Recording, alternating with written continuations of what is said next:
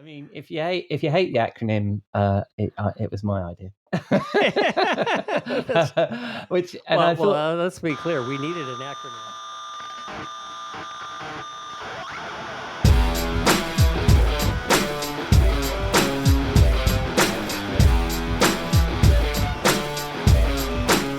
Hello and welcome to episode 256 of the Rockstar CMO effing marketing podcast. It's Wednesday, the 29th of January. Hope you're well and staying as sane as you feel you need to be.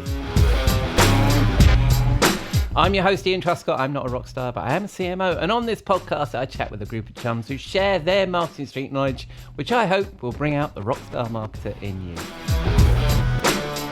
In the marketing studio this week, Jeff, Clark and I dive into the Muse stage of the amped buyer's journey that we shared last week and explore 5 SNAFUs a buyer might face and how we as marketers can help with that.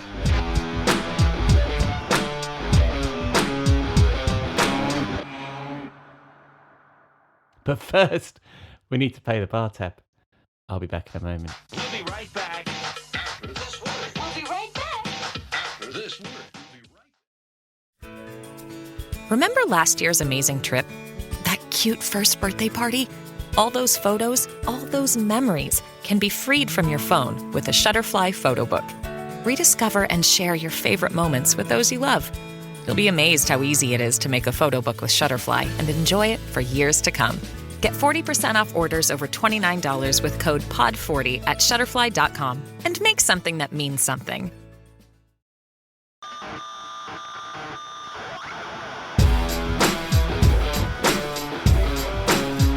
Ian, welcome to the Rockstar CMO studio. Thank you, my friend. How are you?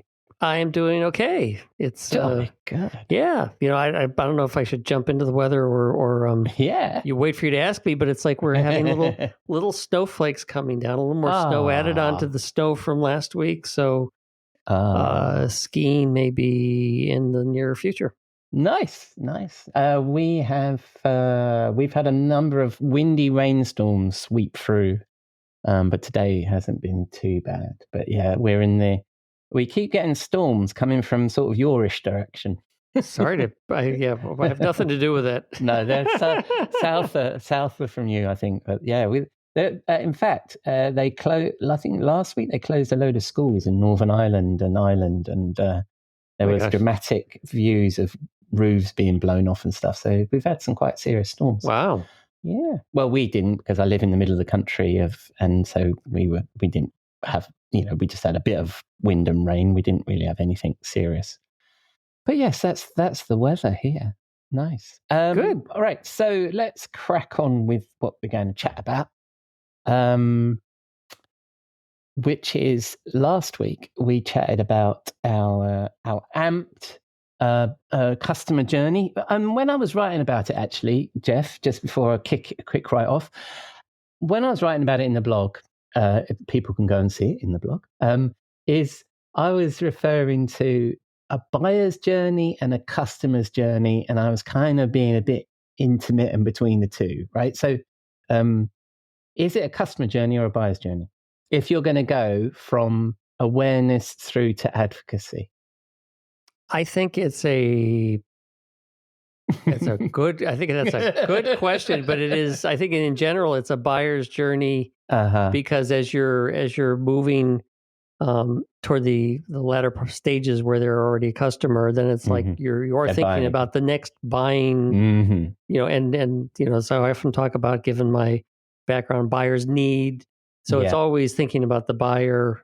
And yes, they become a customer, hopefully, but again, they become another buyer, That's a good point. Yeah. See, I thought that the buyer's journey was a subset of the customer journey, but so I may have to revise that blog post based on this latest insight. Reverse. Yeah.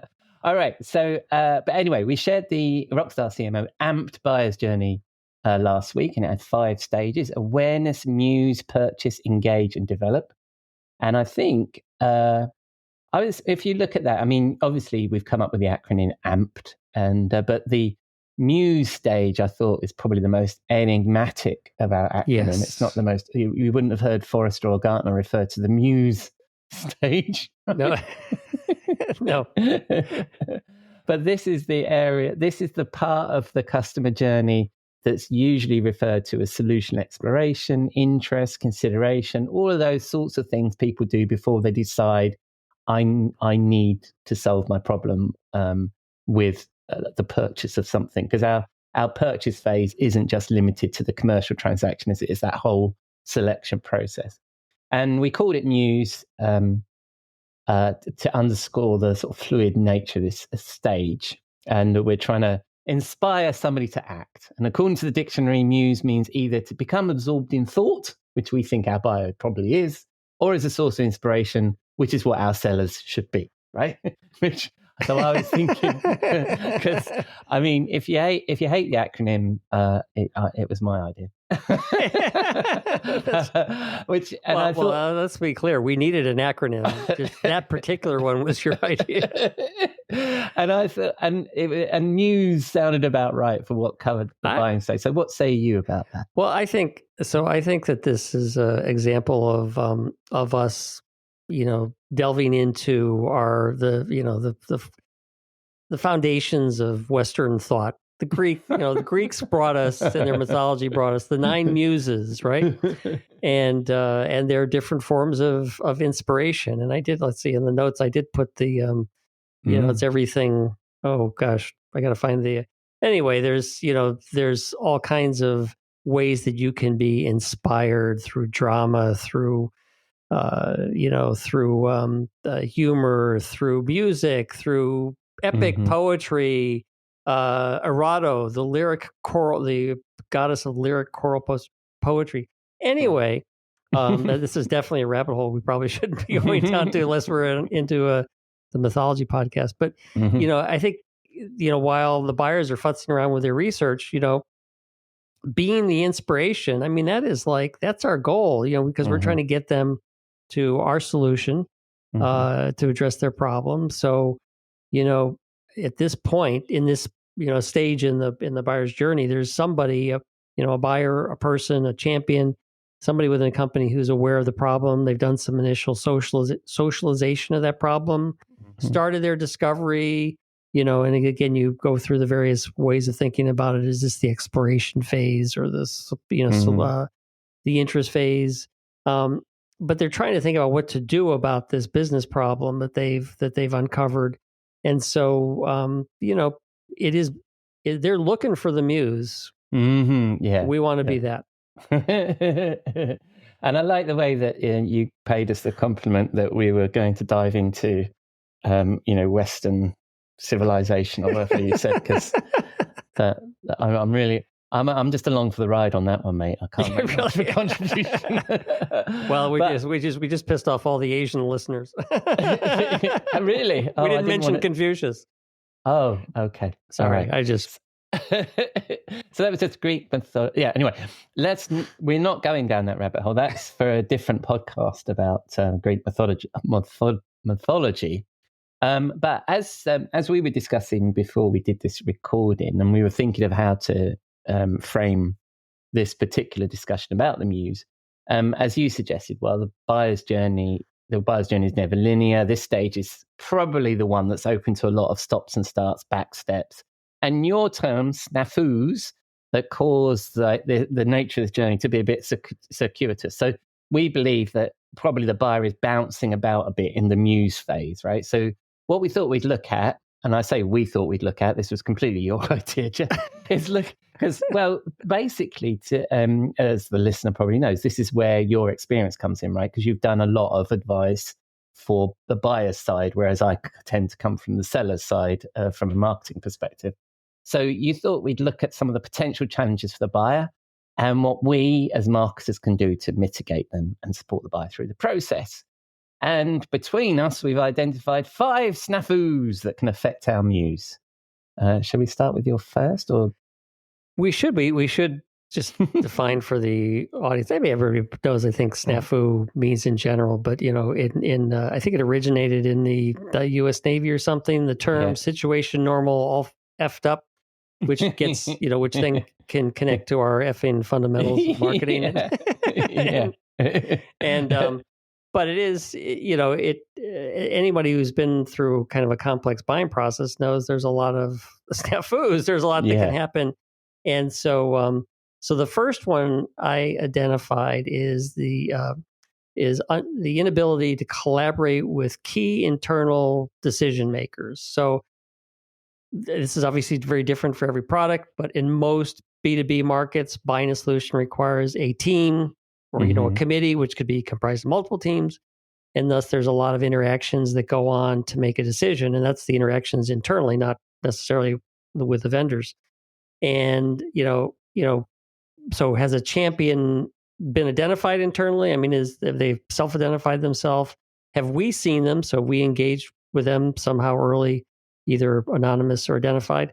And do they understand the complexity of the buying process? Like, who needs to be brought into the decision making? It could be they have this, it's me and my boss. And it's like, oh, well, and certainly in the area that I used to do a lot of consulting and marketing ops, it's like, okay, there's me and the CMO. And then, oh, but gosh, I got to talk to sales. Okay, got to talk to sales ops.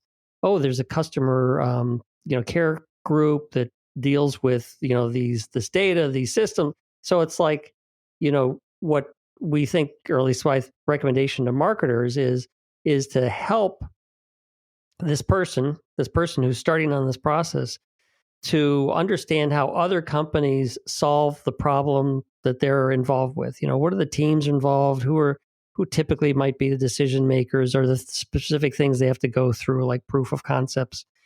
And so from a content perspective, developing content is like testimonials are absolutely the best way of doing this, because you're not necessarily saying, here's how we look at the process. It's like, hey, here's how company ABC did it. Here's how company, DEF looked at it. And, or whether that company is anonymous, to just say, this is how, people went about this decision. And also making sure that your salespeople and your business development people are armed with these stories, so that when they're discussing it with potential clients, they can talk about it. And they can also probe for, have you talked to, this person or, this function? And from a data perspective, this is where, we've often talked about, kind of building the concept of the buying group within your CRM system. So it's like, oh, okay, we figured out who the champion is. We figured out who some of the key influencers are. Now we've identified, either a single executive decision maker, maybe there's multiples. So, and if we haven't identified them, well, at least we know that there's a group we need to fill in, so that the salespeople can go look for those individuals. So I think it's really helping people understand this buying process for this solution or this problem, because it may be the first time they've done this, is a good thing for us to help them to do. Yeah, I think the interesting thing about preparing for this particular thing is, I think that's the primary issue, and I think we're going to come back to this in different forms as we carry on discussing this part of the process, isn't it? Because in B2B, you are selling to a group, and often the group needs to be coherent amongst. So there's two sides to this, and there's the marketer that needs to recognize we're selling to a group, and there's the group that need to recognize they need to work together in order to make this thing work, right? So, and I think the content, as in the testimonials and the credibility and all that kind of stuff, I think we're going to come back to a couple of times with these other SNAFUs, aren't we? So I think my one kind of leads on to that. You were going to say, what's yours? What Ian, is SNAFU number 2? So and it actually rhymes with snafu. Wow, this is cool. Number 2.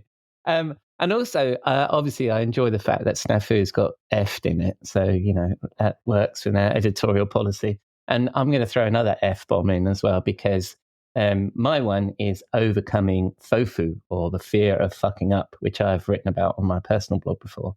And that is the fact that B2B buying is emotional. And there's probably, I think we don't pay enough attention to that. There's a lot at stake for the buyer in terms of peer respect, budget, responsibility, and all those kind of things.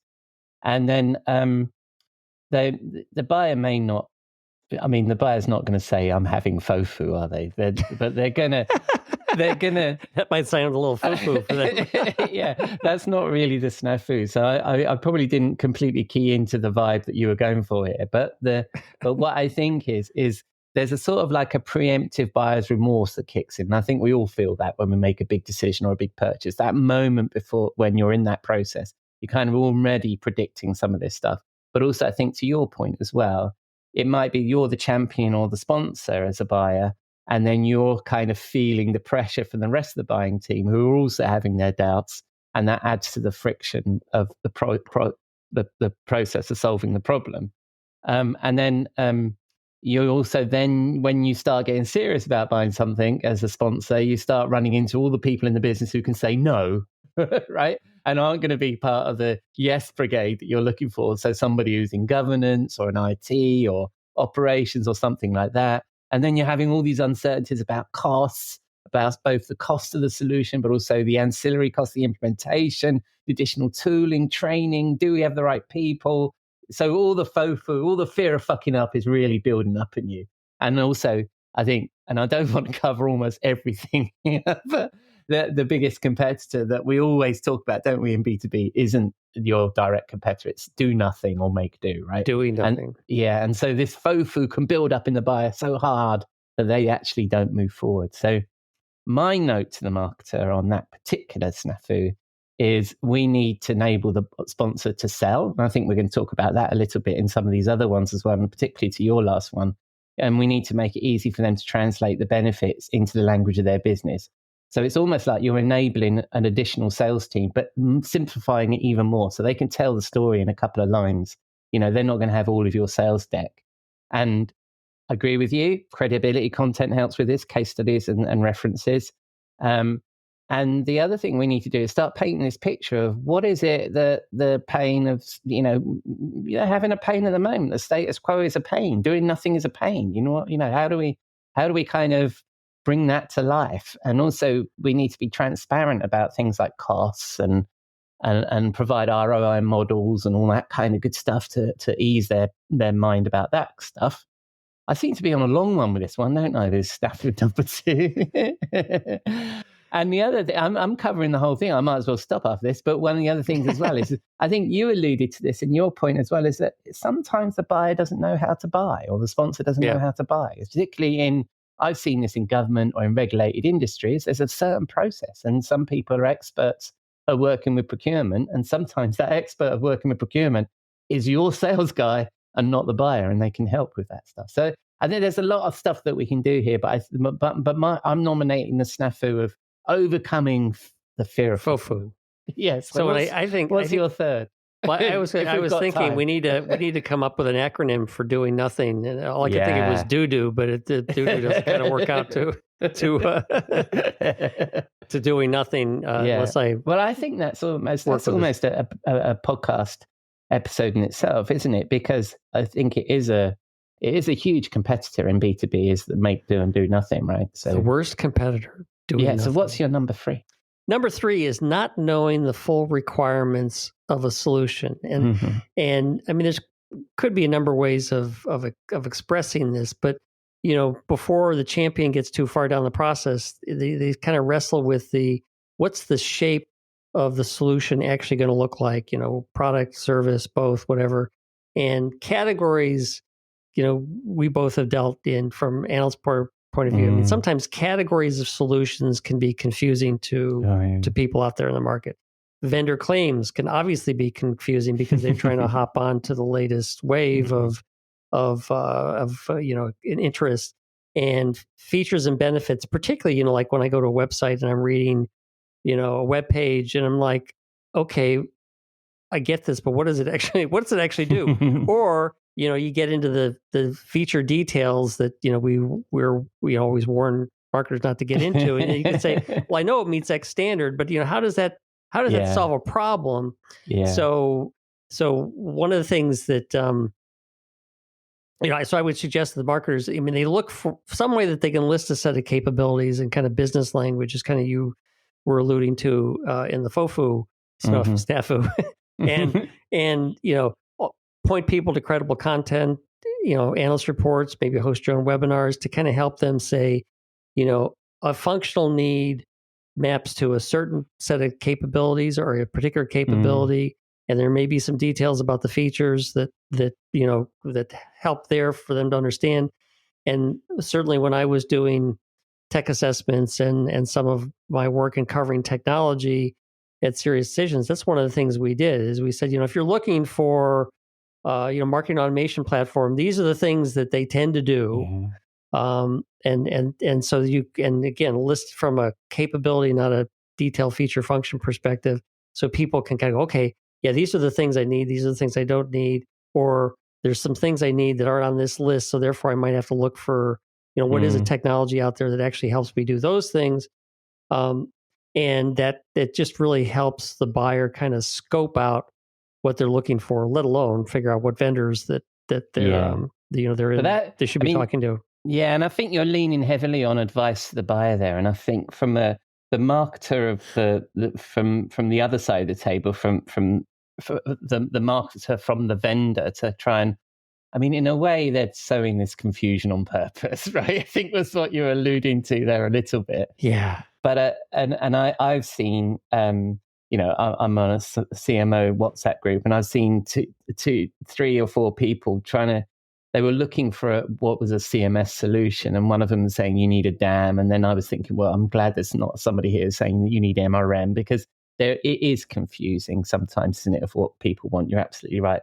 But I also think that as a vendor, you can kind of define your category a little bit, and I think you need to be clear about that. And I think that with example RFPs, I'm always surprised how successful those pieces of content are, because the buyer really isn't sure about what they need sometimes, and I always think that they might see straight through that and think it's a bit naff. But if you're selling a complex solution that needs a thinking buyer, as it were, and you're being compared with other complex solutions, an example RFP is an excellent way of framing that, isn't it, and shaping. Particularly if the example RFP is framed in business language as opposed to the tech language. I would agree. That's really helpful. Yeah.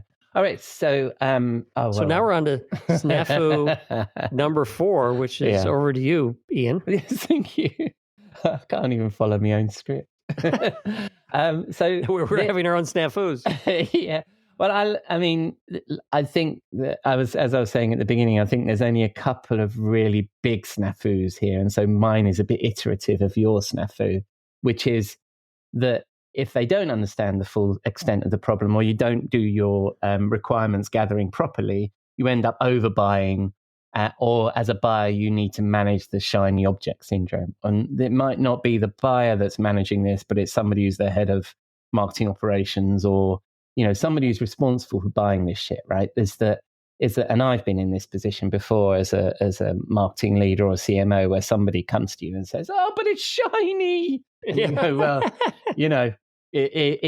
What you're offering me here isn't really that new or special. And by the way, it's going to cost this amount of work and all this kind of stuff. So, because I think that's where these buying processes often start, don't they? Certainly the ones, or the inbound ones for a vendor, where a member of the team has seen something shiny and then they work really hard to justify purchasing it without the rigor that you just described in your last bit, which is to understand the capabilities and the needs that you have, right? And this then, because we're always referring to free beer and free puppies, and this is a free puppy, or it's probably a puppy you're paying for, is that this then introduces a whole bunch of issues around integration of data and content and reporting, and you've got to try and get this thing back in and to feed and water. And, I've just come straight off a call before we recorded this, and somebody is talking about a new integration thing that they want to plug into their LinkedIn that's going to get attached to our CRM. And I'm just thinking, no, there is a world of pain coming my way, I should imagine, on that one. But it can also lead to overbuying, can't it? So often these things have got a bit of a shiny element to them. But if you dig down underneath, the problem you're trying to solve might be, and it's not very shiny, solved by a slight change in your processes, or it might be you've already got it in an existing product. So I rambled on there for a bit, but before I get to my note to the marketer, have any thoughts on that? Because you've done a lot of this work with Forrester, haven't you? Yeah, I think yes, and I think that is and that's one of the things we're always advising people on is you may think you want, whatever, and but let's get down to really what you're trying to solve for and what you've got and what and so that's a constant problem. It's interesting. I was just struck by, because we talk about the shiny object syndrome so much, but so much of what we've been involved in selling doesn't get packaged in anything. So there's nothing. I mean, if we were selling ball bearings, there was definitely shiny objects there.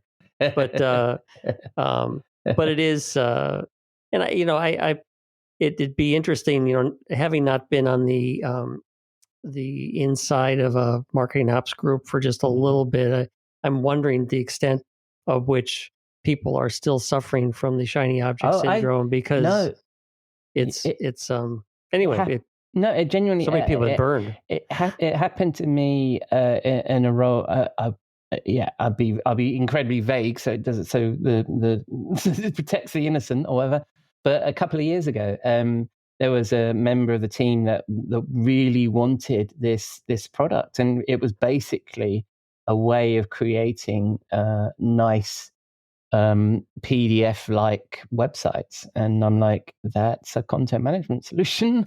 And what we have is with some adaptations, we can do that. And they were like, incredible. We're just in love with this thing. And I was the most unpopular person in the room for suggesting that it really wasn't going to help us. And also the solution was fairly closed. I couldn't have pulled any data out of it. It wouldn't integrate to the blah, blah, blah. Nobody wants to hear that shit. But I think it still happened. It's still fun being the damp rag that, Anyway, I haven't got to my notes to the marketer. So notes to the marketer on SNAFU number 4.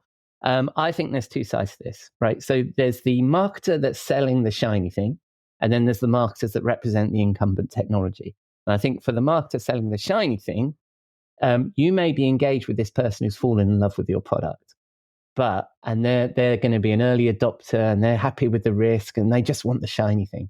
But you need to ensure that you have that solid mid to bottom funnel content for when a curmudgeon like me comes along and says, how's it going to integrate? Right.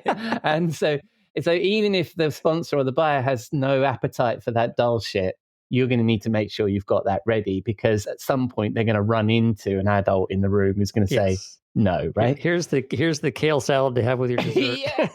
yeah.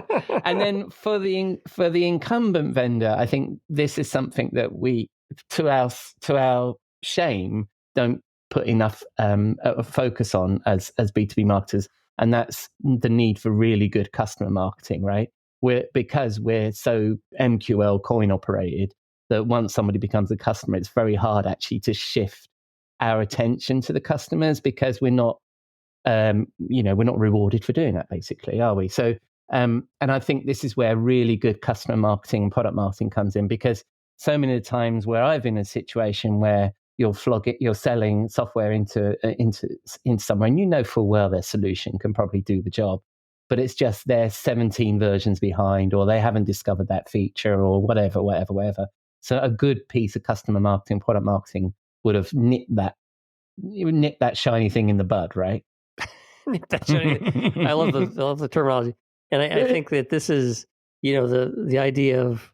I think when we've been talking about customer or buying journeys, it's like, we've been favoring buyer journeys that go beyond the purchase, the initial purchase, and for from the other analysts that we've been reviewing, and I think this is why that is so important, is because if you load a bunch of people up to purchase and then they go, but that's this isn't what I thought I was buying, or I've actually, since I used to advise on MRM systems, I get people that say, well, I wanted it to do X, and once I got it, it's like, well, it doesn't do that, and it's like, well, that's because you didn't talk to me beforehand, or you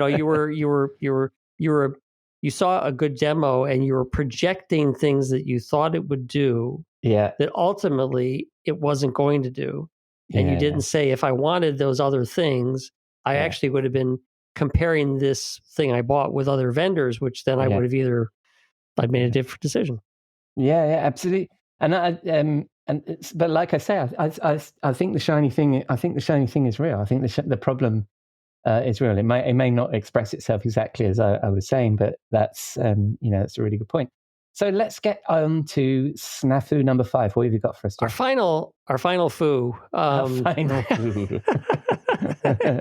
At least the ones that we wanted to cover today. The executive decision makers are not on board, and of course, I explicitly said plural decision makers because there maybe more than one.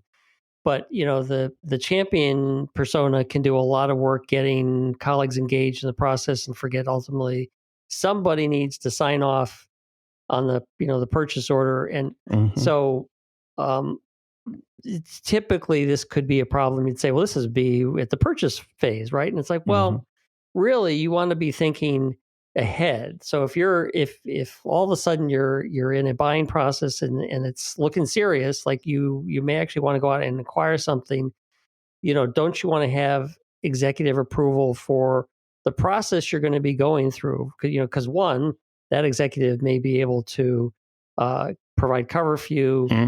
They may be able to answer questions in executive meetings about, well, why are these people investigating, this particular, purchase? And also you want to see if there are other executives, like when I use the case of being in marketing ops and I got my CMO on board, but if sales needs to be on board or customer care needs to be on board, then okay, there's another executive that ultimately may need to sign off on something.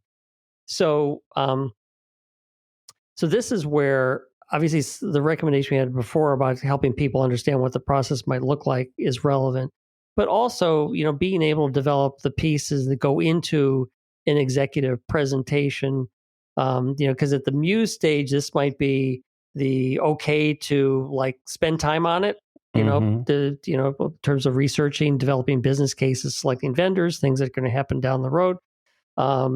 And it also may be helpful later on when you've got to present it to another executive that's going to be involved in this process. So think about the content that needs to be in that presentation.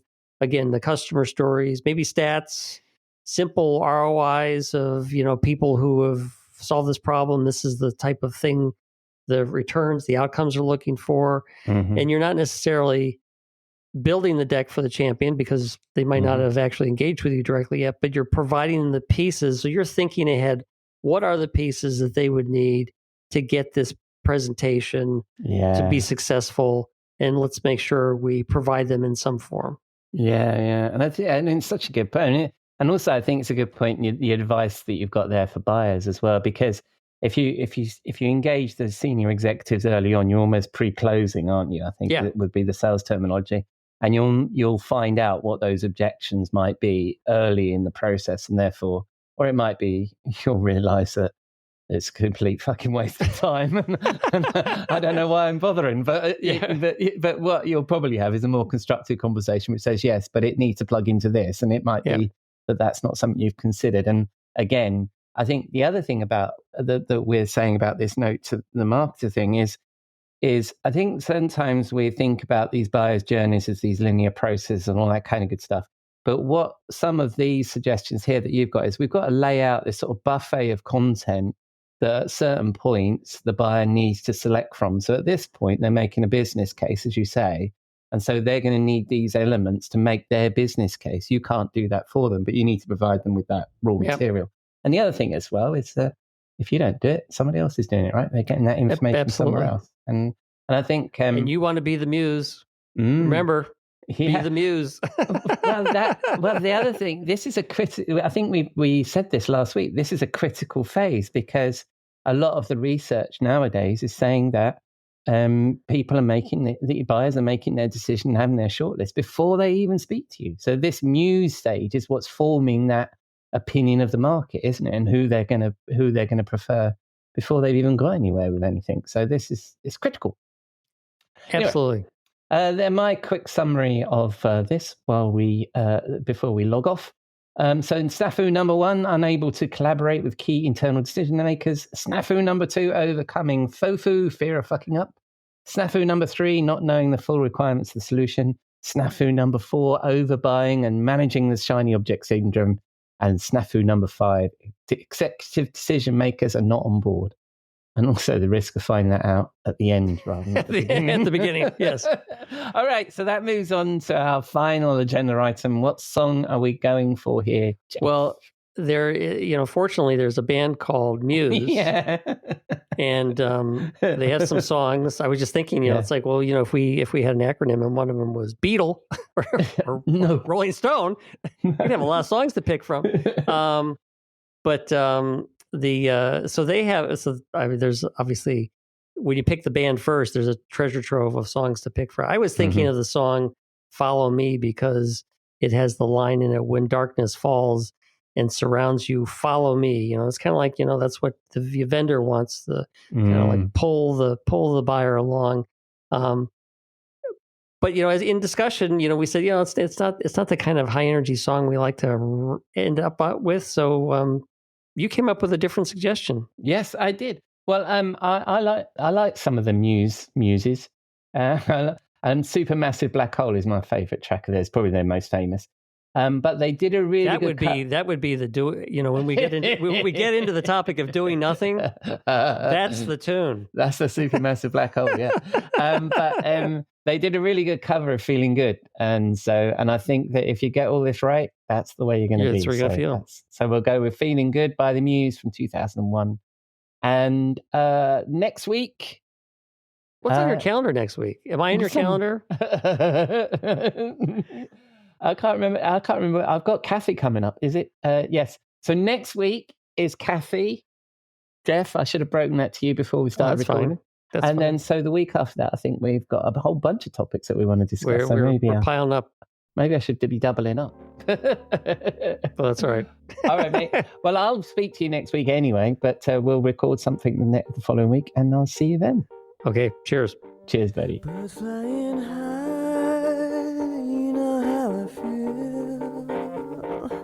Sun in the sky, you know how I feel. Breeze drifting on by, you know how I feel.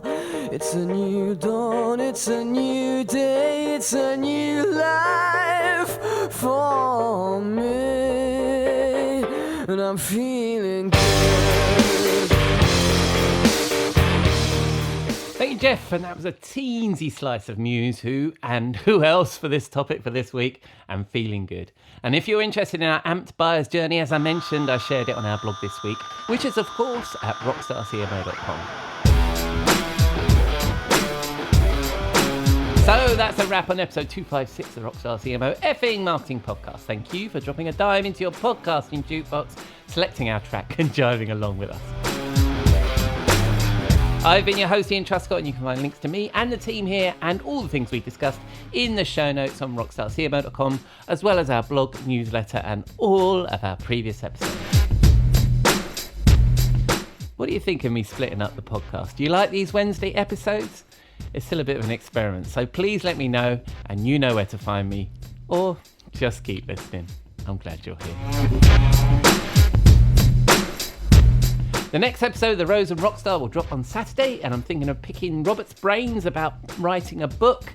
And as I mentioned there, Kathy McKnight is in the marketing studio next Wednesday.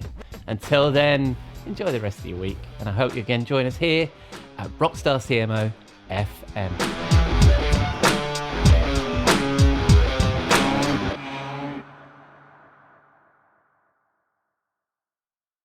This podcast is heard along the Marketing Podcast Network. For more great marketing podcasts, visit marketingpodcasts.net.